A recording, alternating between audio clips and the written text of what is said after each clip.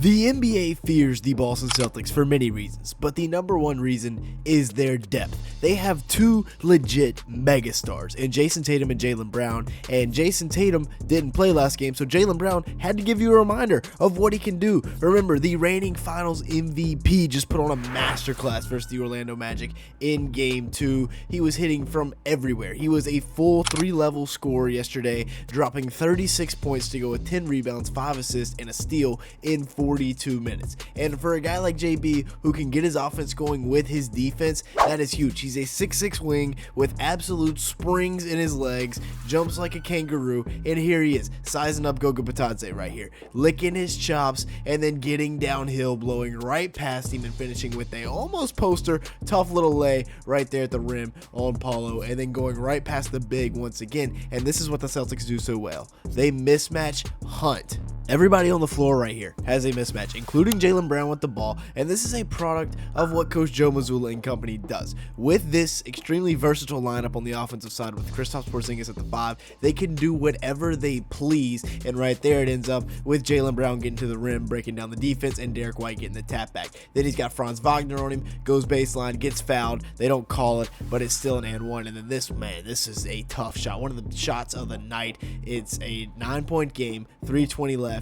He gets to his spot against a solid defender in Paolo Banchero, shoots it to the rafters, and it falls in softly. Beautiful shot right there. And then the scariest part about JB is when he gets this 3-point game going, because only catch and shoot this year, he's shooting 36% from beyond the arc on about 3 attempts per game. Now, yes, his 3-point percentage as a whole is only at 32, but that's because of the pull-up game. He takes 2.7 attempts per game and only shoots 29% from beyond the arc when he's pulling up from 3. Catch and shoot, he's not bad. That's a tough catch right there to knock it down, but this is where things get scary. When he's trying to get downhill and then gets into his step back game. Right here, he's got Wendell Carter, a big on him, and he's sizing him up. Wendell thinks, all right, he's going to try to blow by me, which Jaylen Brown does right here. And then all of a sudden he hits the brakes as Wendell thinks he's beat, steps it back, and knocks it down. That's unguardable for a big man. That's nearly unstoppable for anybody. And then just a pull-up 3 right here. Franz Wagner's thinking, all right, he's going to blow by me early in transition. He's going to try to get to the rim.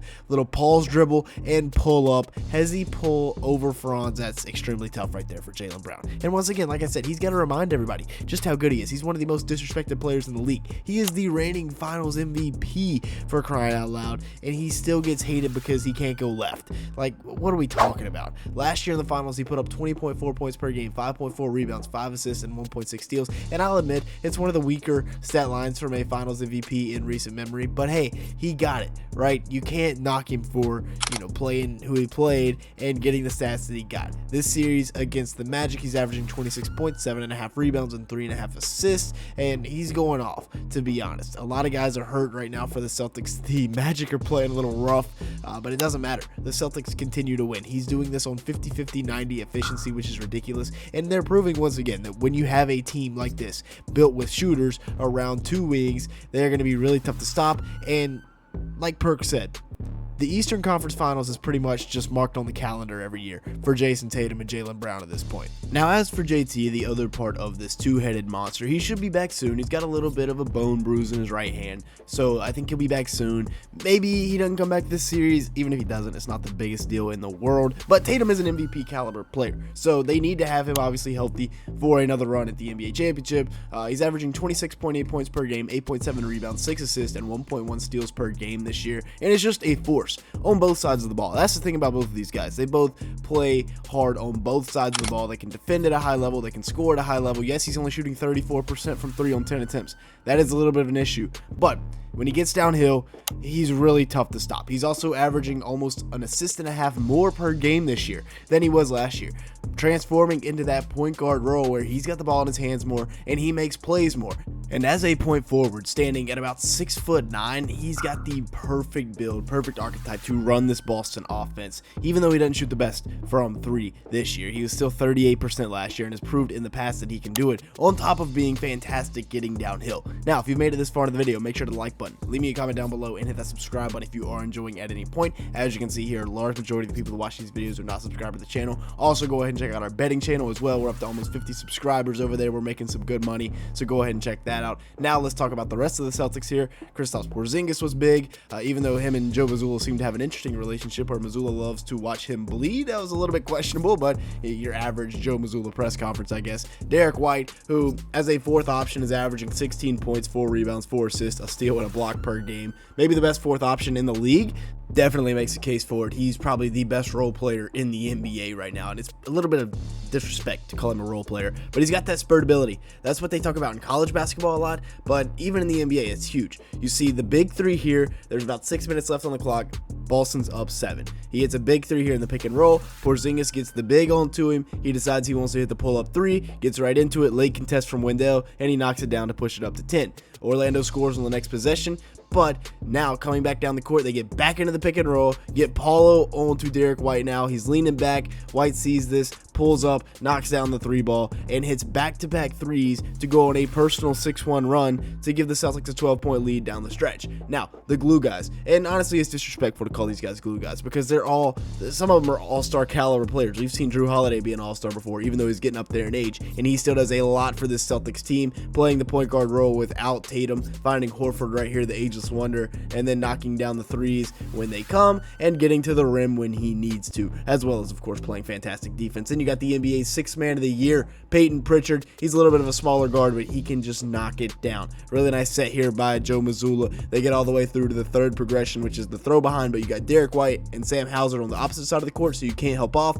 Brown comes off this screen, they tag the roll guy, throw behind is there, and Pritchard knocks it down. That's beautiful offense right there. And then you got Peyton Pritchard again, down low, doing the dirty work, a little bit of heart, a little bit of passion. And then Al Horford, who even though he's 87 years old, continues to just get buckets. I'm at the point where I don't think this man is ever going to fall off. He's just going to continuously be good, like LeBron at this point. Now, maybe I'm a little bit crazy comparing Al Horford to LeBron, but in terms of the age aspect, they're kind of similar. Then you got Paolo Banchero. I want to give a little bit of respect to him because, yes, this is a Celtics video, but we got to talk about Paolo, who dropped 36 and 11 in Game 1 on 14 of 27 shooting, 4 of 7 from beyond the arc in what was a very efficient Game 1. And, yes, the Magic lost it, but Paolo went off. He goes off again in Game 2, 32 points, 9 rebounds, 7 assists, and a block.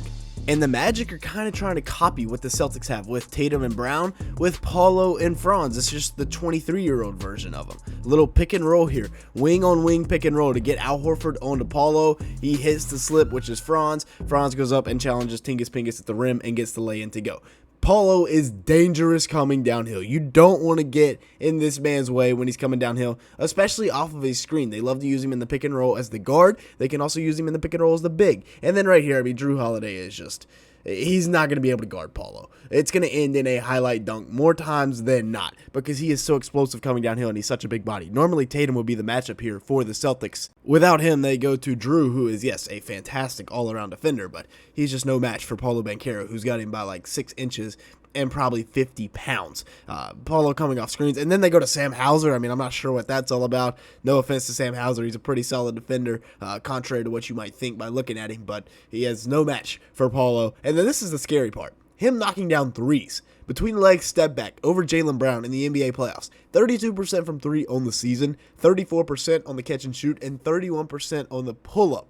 Obviously, all of these numbers need to increase by next year for him to have a solid season, but that is a promising step, as well as his vision. Kicking to the corner here to Wendell Carter Jr. for the 3-ball. In the regular season, he averaged 4.8 assists per game. He's up to 5.5 per night here in the playoffs. And yeah, Paolo is just hooping, getting to the mid-range as well. When that jumper becomes automatic, it's going to be scary. With that being said, though, that's going to be it for today's video. Thanks so much for watching. Make sure to hit the like button, leave me a comment down below, and hit that subscribe button if you did enjoy at any point. And with all that being said, thanks so much for watching today's video.